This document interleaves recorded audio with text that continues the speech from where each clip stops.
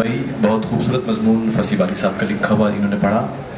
یقیناً وجیح بھائی پہ بہت ساری باتیں کی جا سکتی ہیں، بہت ساری گفتگو کی جا سکتی ہے، لیکن چونکہ وقت زیادہ ہے، مقررین زیادہ ہیں، بہت سارے لوگ ایسے ہیں جو سامنے بیٹھے ہیں اور انہوں نے اظہار خیال کرنا ہے. سو اختصار کی گزارش ہے سبھی سے کہ اختصار سے کام لیں.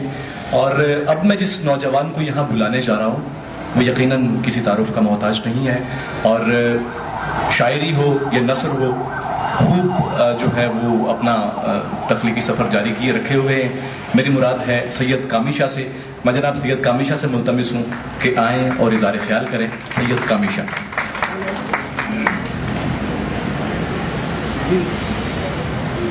بہت شکریہ ہدایت صاحب صدر کی اجازت سے اور آپ کی تائید کے ساتھ. حیرت اور دریافت کا کھیل.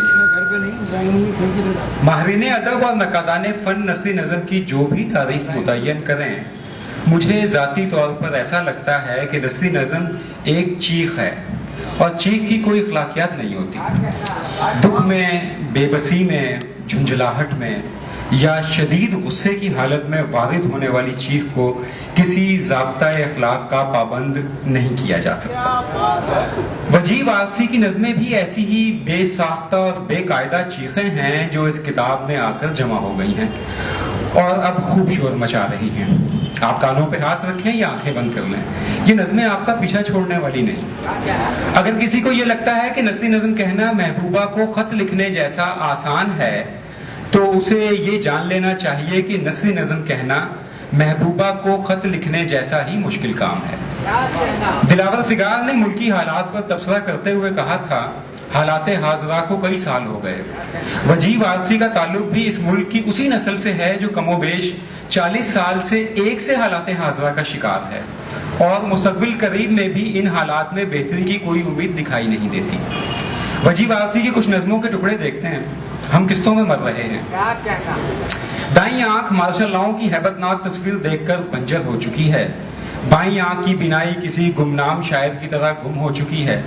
جیب کی حالت اس بے سوا کی طرح ہے جسے ایڈز جیسے مہلک مرض نے آن گھیرا ہو. کندھے چاہنے والوں کی بے وفائیوں کی لاشیں اٹھا اٹھا کے تھک چکے ہیں. نظم اجازت نہیں کی یہ لائنیں. لڑکی پردے کے پیچھے سے دنیا دیکھتی ہے. پردے میں مسلسل دیکھنے کی وجہ سے آنکھ جتنا چھید ہو گیا ہے، جس سے نظر آتی ہے نیلی سبز آنکھ جو مجھے دیکھتی ہے. پردے کے پیچھے کیا ہوتا ہے کچھ پتہ نہیں.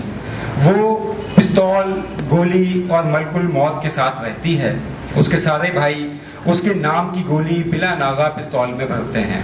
اسے کمرے میں روشنی کرنے کی اجازت نہیں. اندھیرے میں کیا ہوتا ہے کسی کو معلوم نہیں.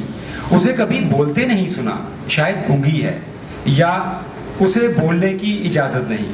اندھیرے میں شاید گونگی ہے یا اسے بولنے کی اجازت نہیں. اندھیرے میں رونے کی آواز آتی ہے، وہ بھی کسی پختہ عمر کی عورت کی. شاید اس کی ماں ہے، شاید اسے بریسٹ کینسر ہے.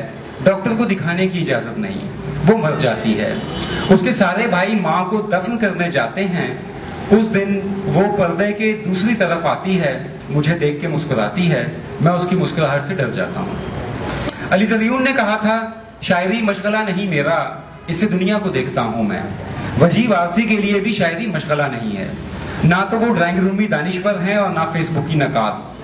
وہ اس گھٹن زدہ معاشرے کے ایک عام انسان ہے اور ان سارے حالات و واقعات سے صرف عام آدمی کی طرح ہی متاثر ہوتے ہیں. ان کا کمال یہ ہے کہ وہ ان حالات و واقعات سے صرف متاثر ہی نہیں ہوتے بلکہ اس پر اپنا بھرپور تبصرہ بھی پیش کرتے ہیں. محمد حسن عسکری نے منٹو کے بارے میں کہا تھا کہ منٹو اتنا شفاق ہے کہ اپنے مریض کو آپریشن سے قبل کلوروفارم دینا بھی پسند نہیں کرتا. وجیح وارثی بھی اپنے اظہاریے اور بیانیے میں ایسے ہی شفاق دکھائی دیتے ہیں. انہیں اس بات سے کوئی فرق نہیں پڑتا کہ دانشوران فن ان کی نظموں کو کس خانے میں رکھتے ہیں. انہیں نہ تو شاعر ہونے کا کوئی دعویٰ ہے اور نہ یہ زعم کہ وہ شاعری کے ذریعے اس نام نہاد سوسائٹی میں کوئی تبدیلی لا سکتے ہیں. اور ایمانداری کی بات تو یہ ہے کہ یہ شاعر یا ادیب کا کام بھی نہیں ہے. وجیح وارثی کی نظمیں اس آدمی کی بے بسی اور جھنجھلاہٹ میں لپٹی چیخیں ہیں جسے ہر طرف سے زومبیز نے گھیر لیا ہے اور اس کے لیے بجٹ میں صرف جوتے ہیں۔ وجیح واقعی کی نظموں کے عنوانات ہی اتنے بامانی ہیں کہ ان پر تعدیر گفتگو کی جا سکتی ہے۔